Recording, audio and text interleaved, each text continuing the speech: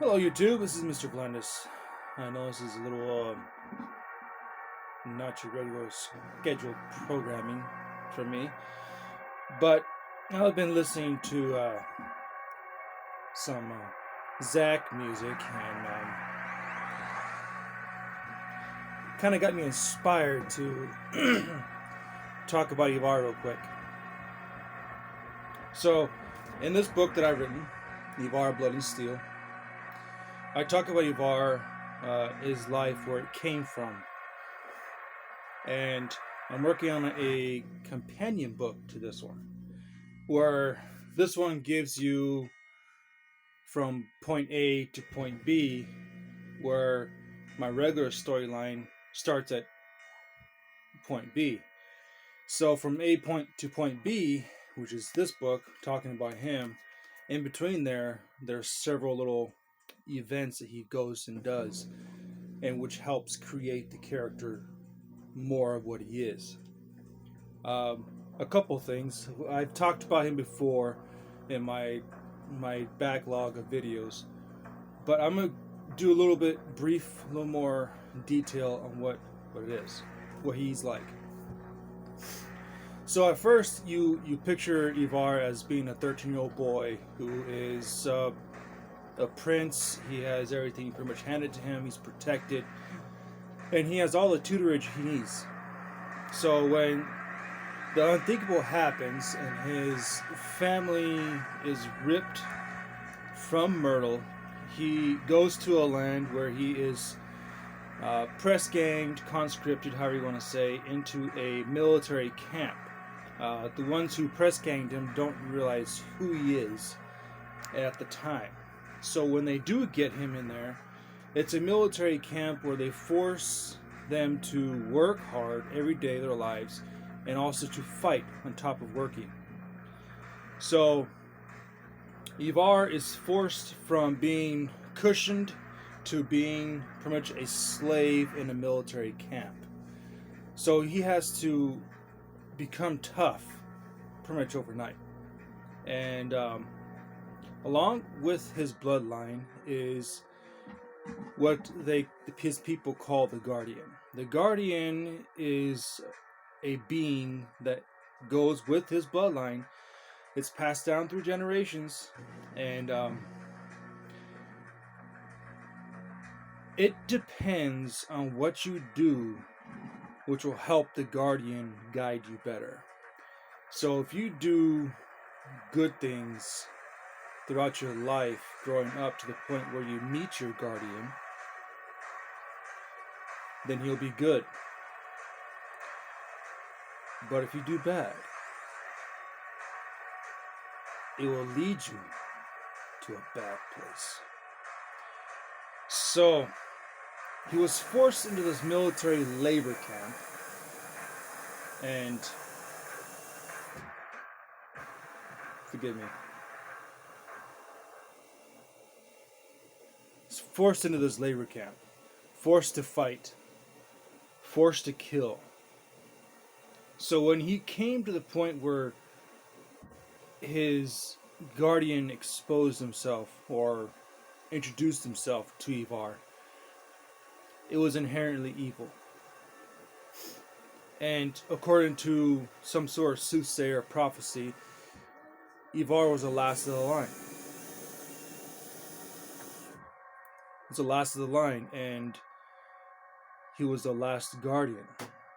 So the last guardian meant judgment for his people. So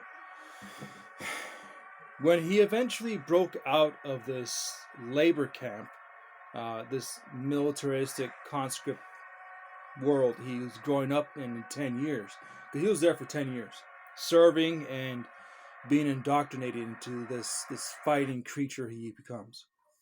So when he actually starts leaving and going out on little missions, as per Lord Anthrall asks, he comes across it's a practice called clipping. And humans do it to elves that are captured and forced into some sort of servitude. And being in the kingdom that he was at, they didn't like elves. They do not like elves. So what they would do is the high point of the ear, they would cut it to make it look like a human's ear. And sometimes there'd be scarring and you could still see it. But it was to make them look like a human rather than being the elf that they are. And Ivar, knowing what servitude is, didn't like the idea of clipping. So when he goes to Arkansdale for his contract, he comes across this and it enrages him. He doesn't go on a killing spree, but he threatens it, and he basically throws his weight around because they know who he is, because at this point in time he's part of a assassination guild within the Red Horde. So he throws his weight around, and the innkeeper who had these prostitutes, these prostitutes, he basically gives them up and gives them their freedom at the knife edge of his sword. And it comes down to where he gets sucked into a different issue where he has to come across and fight some creatures from the night, just to protect the copyright of my writings. They're basically vampires who are feral, and there's a hierarchy within them that he has to topple. So that's just some aspects of what Ivar has gone through. So when he goes through all that, he gets to the point where he just does not care. Doesn't care who you are. He will cut your throat if he sees there's a need to. So in a way, he is much like a anti-hero as I could think of. If you guys don't think he's an anti-hero, let me know. Or you think he's just a villain, let me know. But with all these things he does do, the creature that's pushing him along is the Guardian. I don't call him the Guardian, I call him the Voice, because he's different. So, and a lot of times the Voice can overtake his body and make him do things. So, what do you think of the little more in depth of that character? Let me know what you think, because I have him do some horrendous things in the companion. So, but if you guys have any questions, let me know. Thank you for joining me on this little unscheduled video.